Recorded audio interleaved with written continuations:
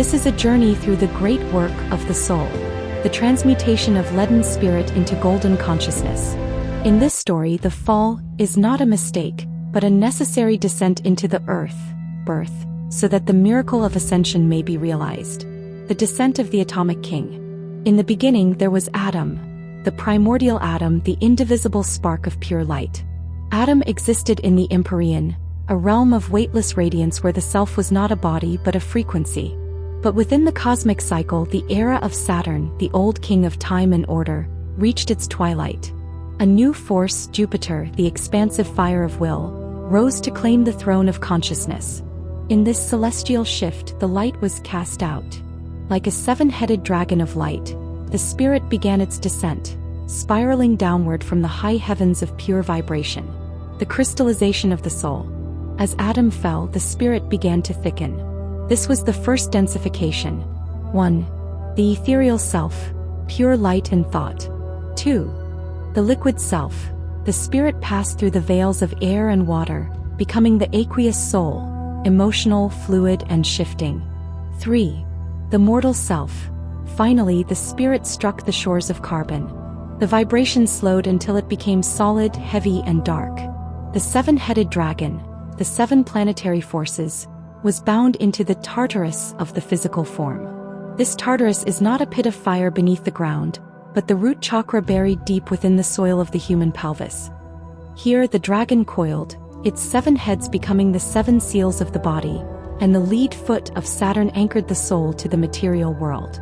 The lead and the soil. To be earth is to be birthed.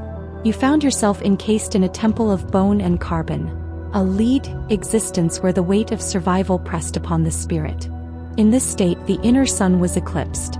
However, the alchemical truth remained hidden in the word itself. Heart is an anagram for earth. The very soil that imprisoned the dragon was the prima materia, the raw material needed for the great work.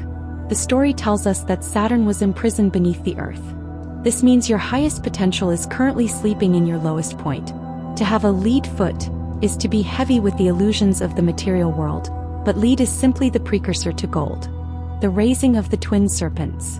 The path back to the heavens is the path of Christ, CRZ/Curie, consciousness.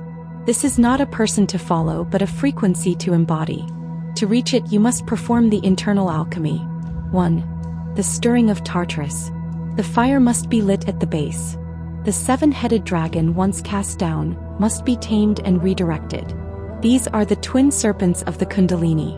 They represent the duality of our nature, the Ida and Pingala, winding their way up the Jacob's ladder of the spine.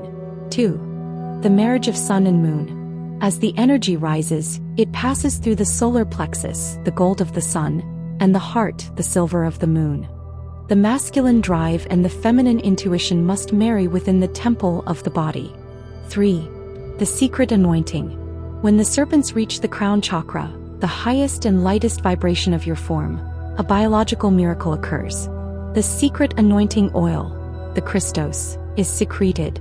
This is the oil on the forehead, the chemical trigger that opens the third eye and illuminates the dark corners of the temple. The Great Return.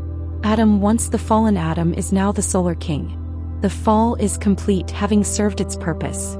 You have descended into the carbon, the lead, and the soil of Tartarus only to prove that light cannot be buried. By raising the serpents and refining the lead of the root into the gold of the crown, you realize that heaven and earth were never separate. They were simply the two poles of your own magnificent spine.